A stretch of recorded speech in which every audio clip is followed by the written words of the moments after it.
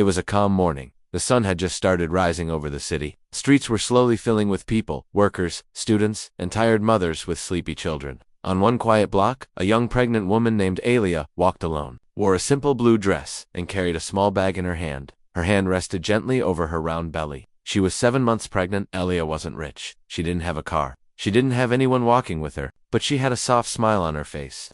Because today was a special day, she was going to register her unborn child's name at the city clinic. She had picked a name. She had dreamed about this day for weeks, but just as she reached the corner of Maple Street and Rose Avenue, everything changed. A loud voice shouted behind her, "Hey, stop right there." Startled, Alia turned around. A tall white police officer, Officer Kyle, was walking fast toward her. His eyes were cold. His hand was already on his belt. "I said stop." Alia froze.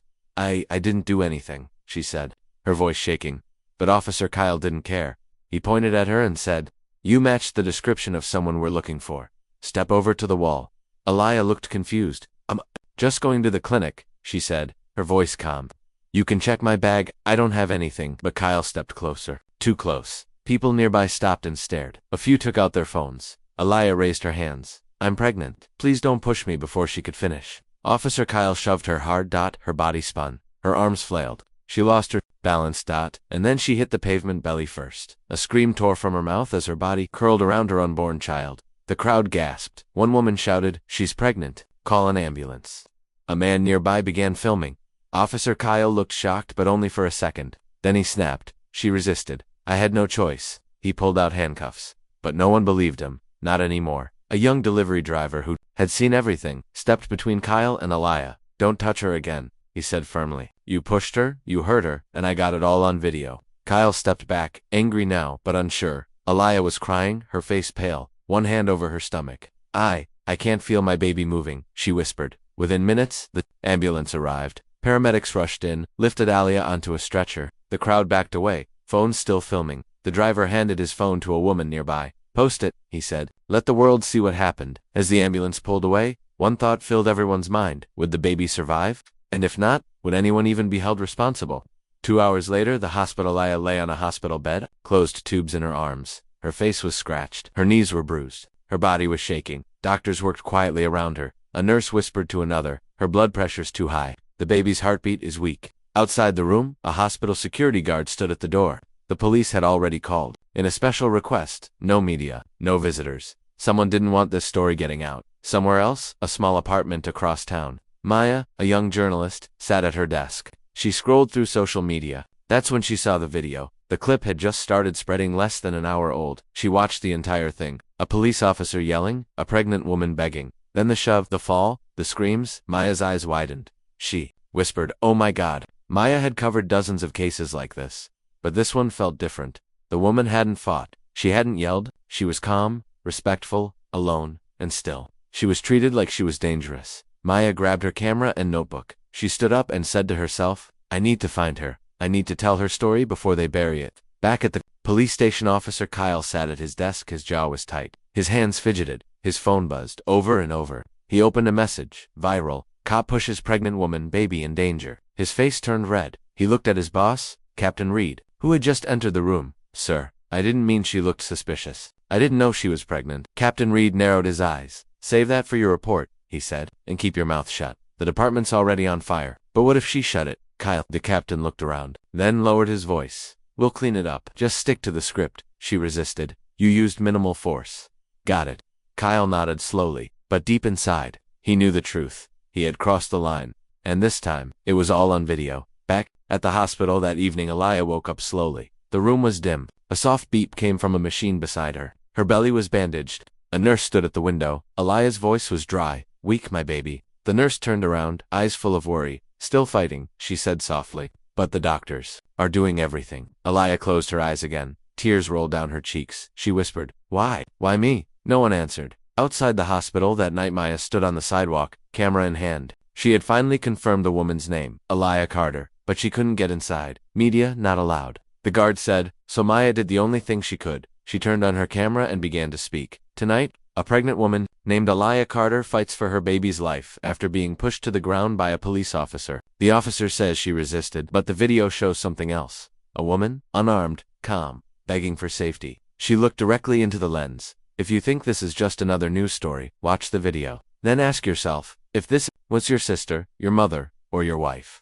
would she resisted be enough? By the next morning, everything had changed. The video of Aliyah being pushed had exploded online. People from every part of the country were watching it. Some watched in shock, others in anger, many in tears. The clip was only 21 seconds long, but those few seconds were powerful. A pregnant black woman, a white police officer yelling, her falling, the scream, the silence after. News channels started showing it on repeat. Breaking, pregnant woman brutally pushed by cop. Outrage grows as victim remains in hospital. Why did no one help? Her hashtags started trending. Hashtag justice for ALA, AI hashtag protect black mothers hashtag. She did not resist but inside the police department, panic was building. Officer Kyle sat in a locked meeting room with Captain Reed and 2 lawyers. This is out of control, Kyle muttered, rubbing his face. They're painting me like a monster. One lawyer tapped on the table. You made contact with a pregnant woman? That's a problem. But if we control the story, we can still fix this. Kyle leaned forward. I didn't know she was pregnant. The second lawyer raised an eyebrow. You told the press she attacked you.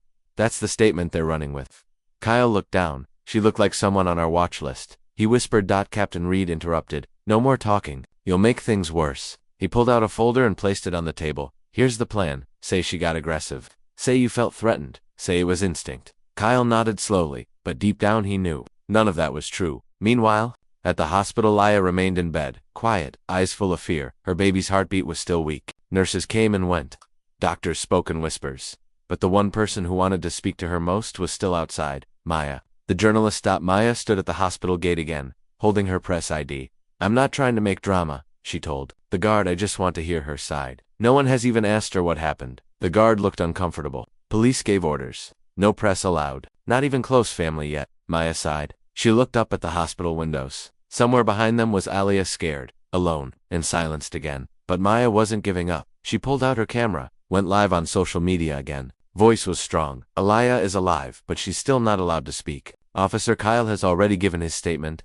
He's being protected, but the woman fighting for her life, she's being locked away. She paused, and now they're saying she looked aggressive, while walking, while carrying a child. The comments poured in.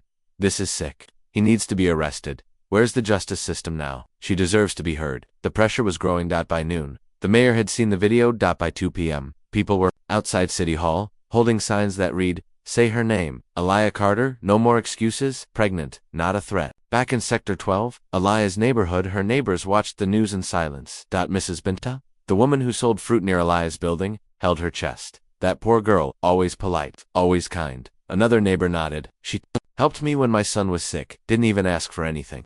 People began gathering near her home. They lit candles, they left messages. One sign read, we stand with you. Aliyah, you are not alone. At the police station, things got worse. An old video from 3 years ago surfaced.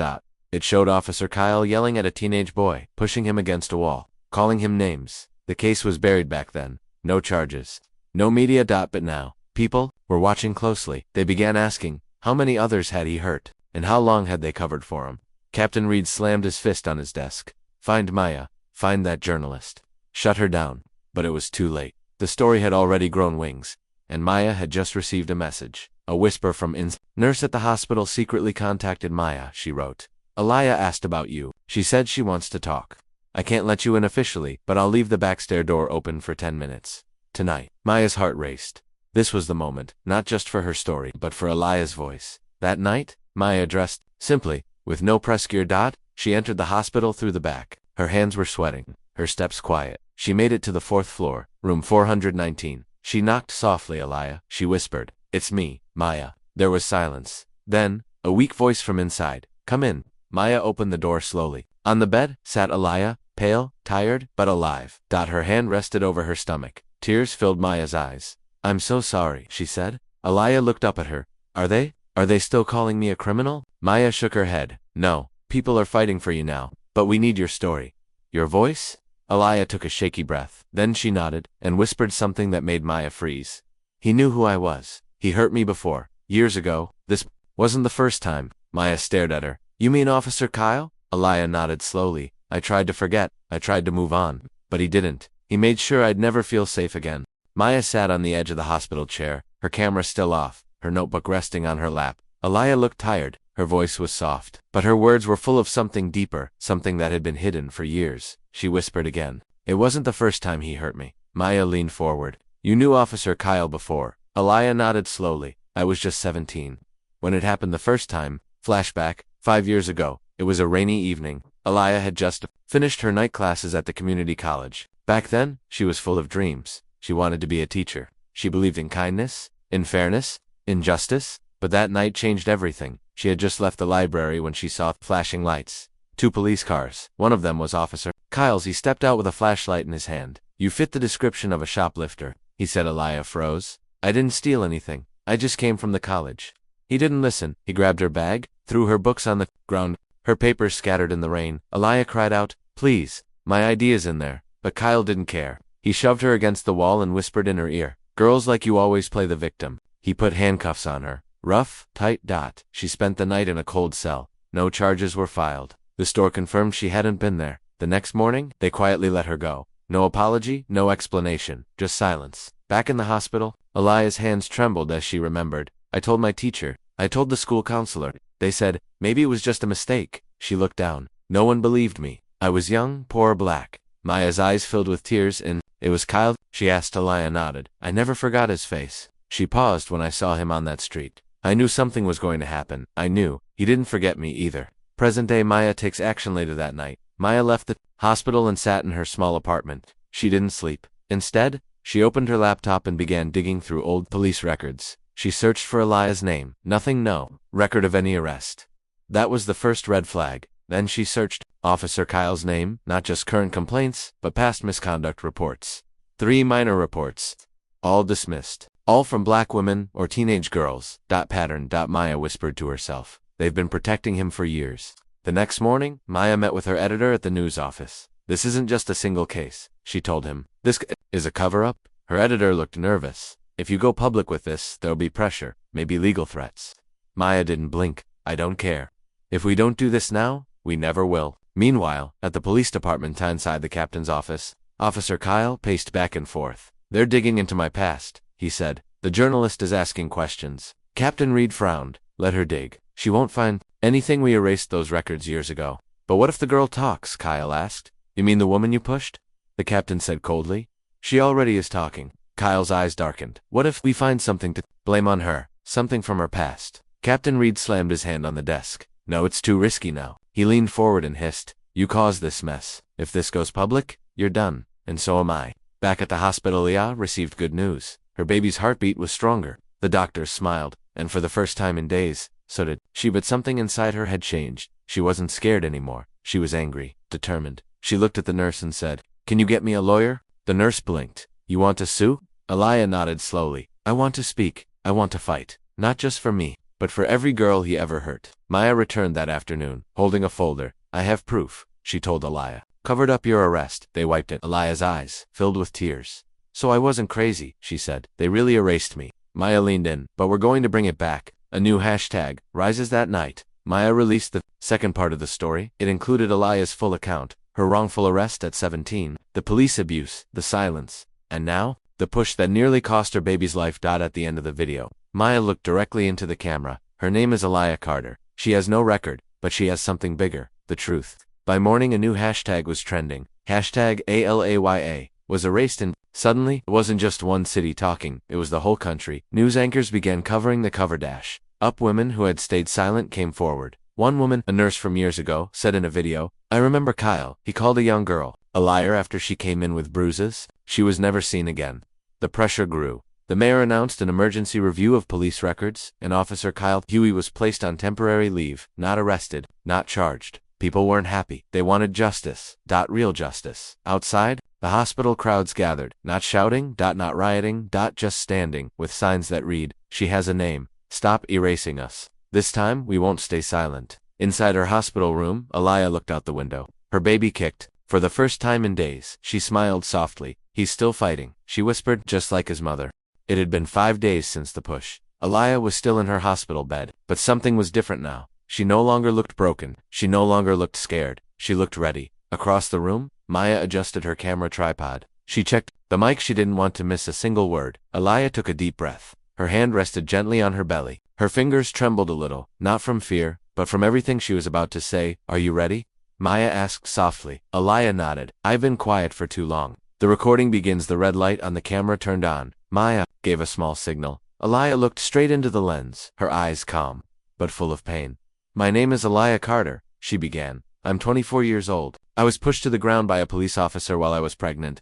She paused for a second, swallowed hard. It wasn't a mistake. It wasn't confusion. It was violence. I was calm. I didn't fight. I begged him not to touch me. Her voice cracked a little, but he did. He looked right at me, and still pushed me, like I didn't matter, like my baby didn't matter. Tears gathered in her eyes, but she didn't stop. She talked about the night years ago when Kyle arrested her for no reason. She talked about the fear, the shame, the silence. She talked about how she tried to rebuild her life. I kept thinking maybe it was just me. Maybe I was unlucky. Maybe I should just stay quiet and survive. She took a long breath. But now, I know it's not just me. It's too many of us. And if we all stay quiet, they'll keep hurting us. Her hand pressed gently on her belly. I don't want my child to grow up in fear. I don't want him to believe his life doesn't matter. I want him to know that his mother fought. She looked directly into the camera again. And now, I'm speaking not just for me, but for every woman they tried to silence. The camera stopped. Maya wiped her eyes. You were incredible, she whispered. Alaya gave a small smile. I just told the truth. The testimony goes public that night.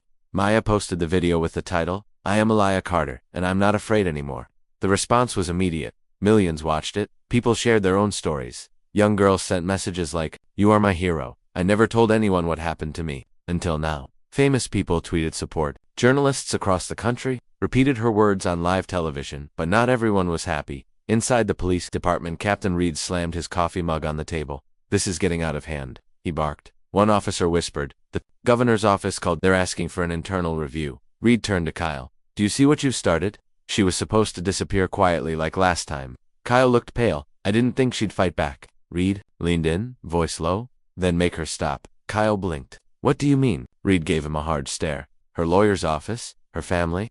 That journalist? Shake them up legally, of course, but hard. Pressure begins the next day. Maya received a letter. It was from a law firm representing the city police. It said she was being investigated for defamation. Another letter came for Alaya, claiming she was spreading false information and might be sued. Alaya held the paper in her hand. Her fingers were shaking. Maya grabbed it from her. This is fear. This is their trick. They want you to stay quiet again. Alaya's voice was low but firm. I won't. They're just proving what kind of people they are.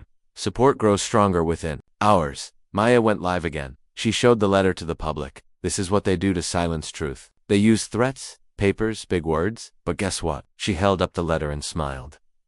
This piece of paper can tear a video.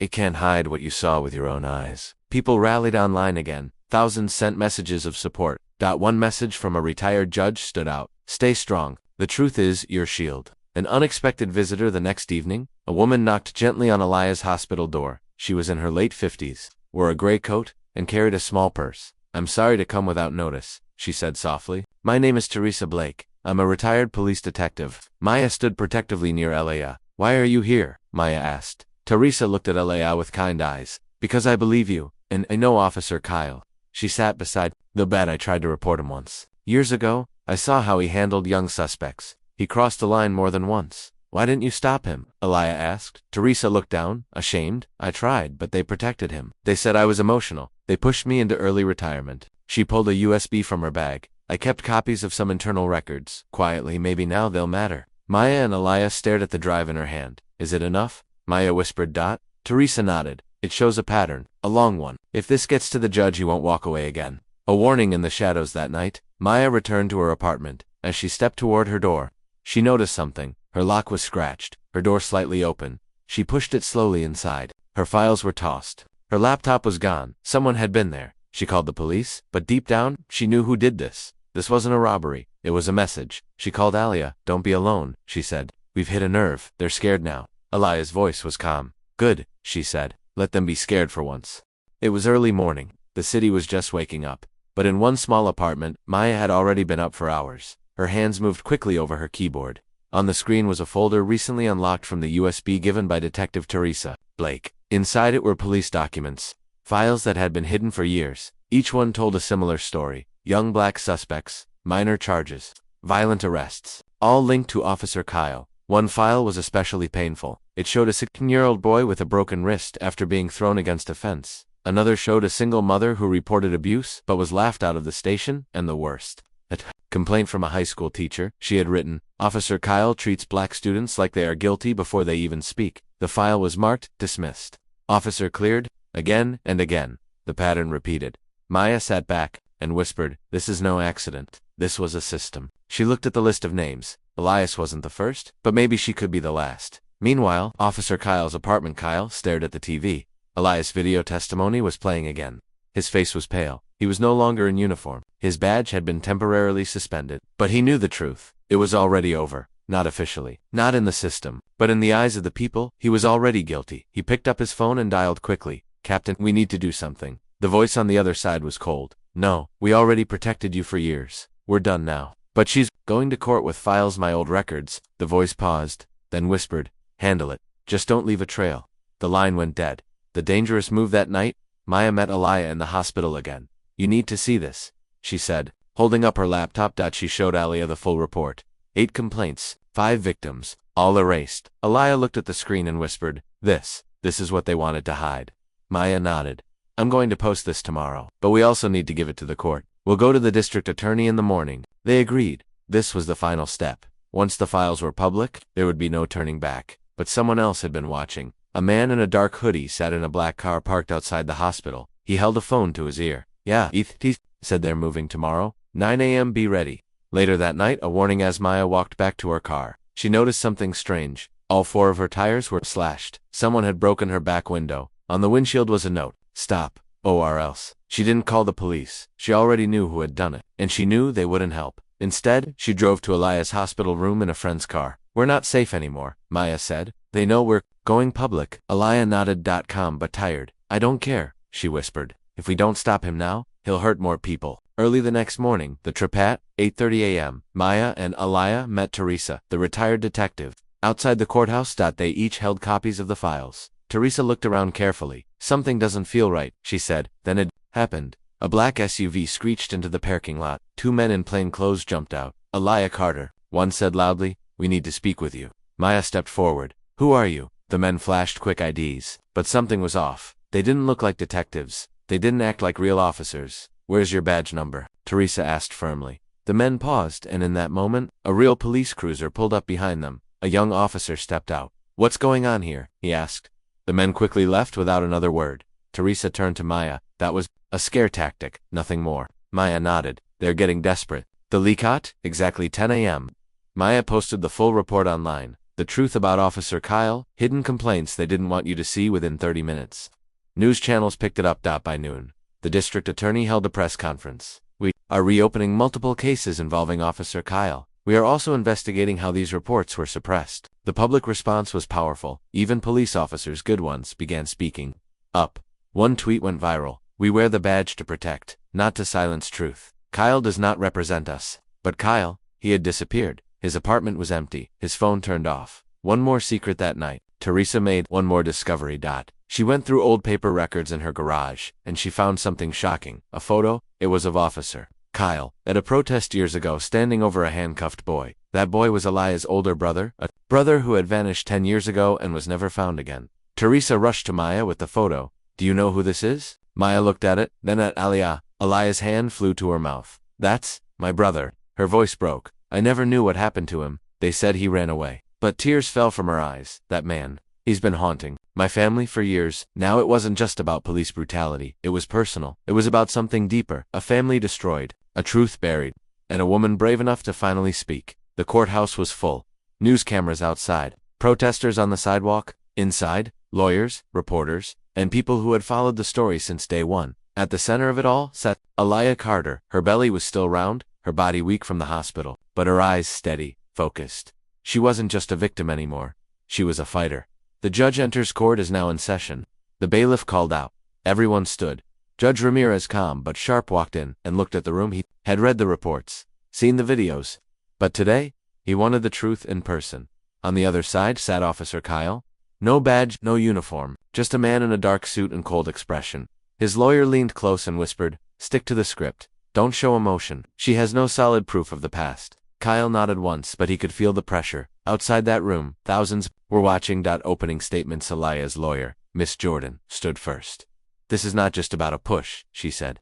It's about a pattern. A man who used his badge to harm the very people he swore to protect. She showed a photo. Aliyah, on the ground, clutching her stomach. She was peaceful. She was respectful, and she was pregnant. Then, she pointed to Kyle. He saw her, and he chose violence. Kyle's lawyer stood next. This is a media circus, he said. My client was doing his job. He made a mistake, yes, but not a crime. There is no record of any past abuse. Only stories and emotion. People in the courtroom whispered, but the judge raised his hand.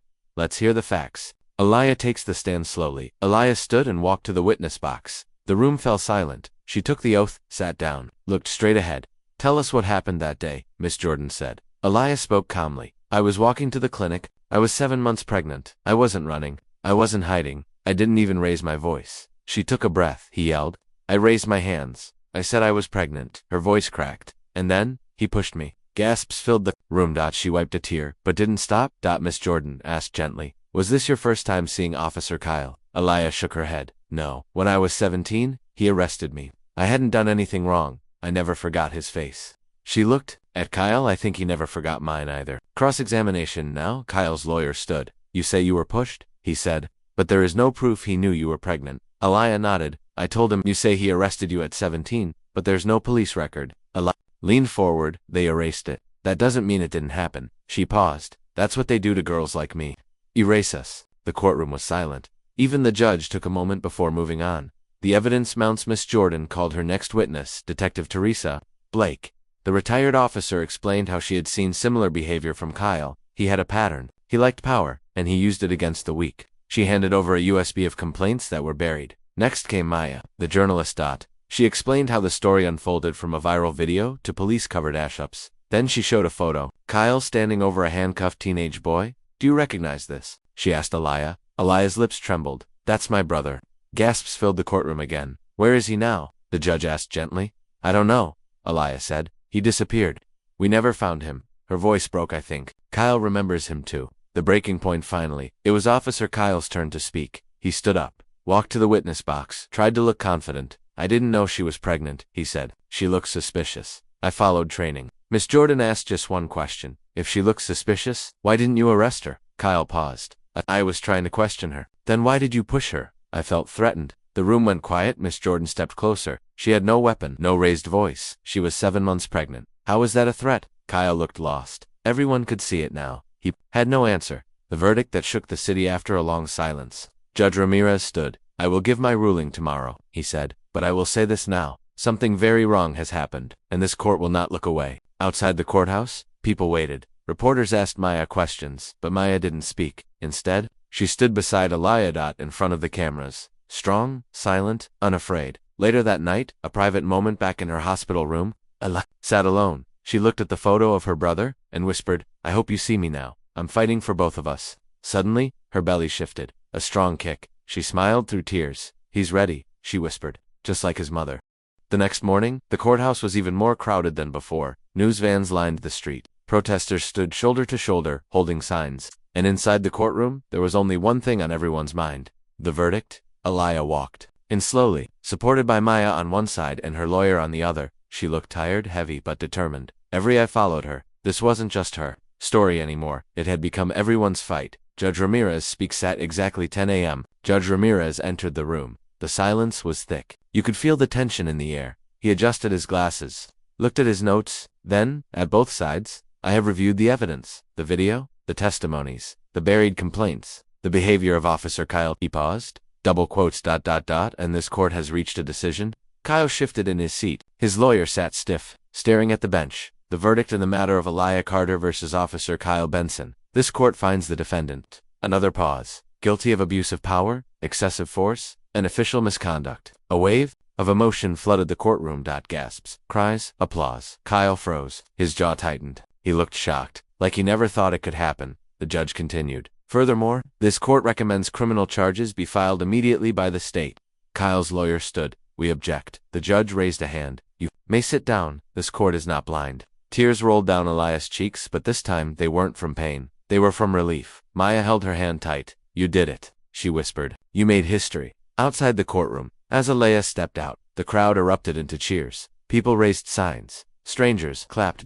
Some cried. One young girl ran up and hugged her. You gave me courage, the girl whispered. Maya turned on her phone camera and went live Alaya. Carter stood against the system, and she won. This isn't just justice for her. It's a message. You can't silence the truth forever. A twist revealed later that evening. While going through Teresa Blake's final records, Maya found one more file. It was a sealed report, marked Confidential, Internal Investigation, Missing Youth Case. 10 years ago, inside was a name, Darius Carter, Alaya's brother. The file included a strange note, detained during protest, released into Officer Kyle Benson's custody. No record after this point. Maya's heart stopped. There was no proof of where Darius went after that day. No transfer logs, no arrest report, just ... gone. Maya rushed to Alaya's hospital room. She handed her the file. Alaya opened it. Her hands shook as she read. "This proves it," she whispered. Her voice broke. "He took my brother, and nobody stopped him." She stared out the window, lost in memory. "I waited years to hear from him. I prayed. I searched. I thought maybe he was alive out there, just lost." Tears streamed down her face. "But now I know. Kyle didn't just push me. He destroyed my family." Maya sat beside her, silent. There were no words strong enough, only truth and pain. That night on national news, the final piece of the story was aired on national TV. Alaya's name, her case, her brother, the court verdict, everything. Millions watched. End for the first time in a long time. A victim's voice wasn't erased. Officer Kyle behind bars that same night? Kyle was arrested. He didn't fight. He didn't speak. As cameras flashed, he was led into the back of a police van. Reporters shouted, "Do you regret what you did? Do you remember Darius Carter? Why did you target black kids?" But Kyle said nothing. Because now, he had no power left. The baby's time has come at 2:37 a.m., just hours after the verdict. Alaya felt a sharp pain. Nurses rushed in. "It's time," the doctor said. The room filled with movement. Machines beeped. Nurses held her hands. She cried out from pain, but also from strength. Maya waited outside the delivery room, pacing then. Finally, a baby's first cry broke the silence. The nurse stepped out with a soft smile. "Healthy boy, strong lungs," and very loud. Maya walked into the room. Alaya held her baby close. Her hair messy, her face glowing with tired joy. She looked up and whispered, "I'm naming him Darius." Maya smiled through her tears. "He's going to grow up knowing his mother is a hero." Alaya kissed her son's forehead. "He'll grow up safe, he'll grow up free, and he'll never be silenced." Sunlight poured through the hospital window. Sat up in her bed, a soft smile on her face, cradling her newborn son Darius Jr. His tiny fingers wrapped around hers, strong for someone so small. He had big brown eyes, just like her brother. She whispered, "Your name carries pain, but it will also carry power." Maya stood nearby, holding a cup of tea and watching them. She had been there from the beginning, from the moment Alaya lay on the ground, crying for help, to now, a mother reborn. Victorious. The world had changed. A week had passed since the verdict. The city was still talking, not just about Officer Kyle, now behind bars, awaiting criminal trial, but about Alaya Carter, the woman who didn't back down. Her story made headlines across the country. Pregnant woman brings down corrupt cop and inspires a movement from silence to strong. Alaya Carter's fight for justice. Even international media picked it up. But Alaya didn't care about fame. She only wanted one thing. CHANGEA visit from the mayor one morning. The mayor came to see her at the hospital. Cameras were waiting outside, but inside it was just a quiet room. He sat beside her bed and said, "We owe you an apology, and a promise." He explained that the city had started a full investigation into the police department. Old complaints were being reopened, victims were being contacted. Alaya listened silently. Then she spoke softly, "Don't do this just because the cameras are on. Do it because girls like me need to believe the system cares." The mayor nodded. "I understand. And this time, we won't look away." A new foundation. Maya helped Alaya launch something special. The Darius Foundation. It would give legal help to young people who were unfairly arrested or silenced. It would train teachers, social workers, and even young officers to recognize bias before it became violence. The motto was simple: no voice left behind. Donations came from everywhere. Celebrities, activists, everyday people. Heart of the movement was always Alaya's story. Her pain had become a path for others to heal. ALA at the school. 3 months later, Alaya was invited to speak at a local high school, the same one her brother had once attended. The gym was full of students. Some looked scared, some curious, but all were silent when she walked on stage. She carried Darius Jr. in her arms. She looked out at the room and said, "I was once a girl like you. I thought being quiet would keep me safe. But silence doesn't protect you. Speaking your truth does." She paused and smiled. "This little one, he'll grow up free, because now I know I have a voice. And so do all of you." The students stood up, clapped, some cried. One girl came forward and hugged her tightly. "I didn't think anyone would understand, but you do." Justice for Darius Sr. One day, months later, Maya received a call from a retired officer in another state. "I saw your report," he said, And I think I know what happened to Darius. Carter, he explained that 10 years ago, a boy matching Darius's description was dropped at a juvenile facility without any records. The name was changed. The papers sealed. But now, with national pressure, those seals were finally being opened. Within weeks, the truth came out. Darius Carter had been locked away and forgotten. He had aged out of the system and vanished into life, struggling, lost, alone, but he was alive. Aliyah met her brother for the first time in over a decade. Their reunion was private. No cameras, no reporters. Just two siblings holding each other in silence, tears falling, years of pain melting between them. I thought you were gone, she whispered. I thought no one was looking for me, he said. They didn't say much more. They didn't need to.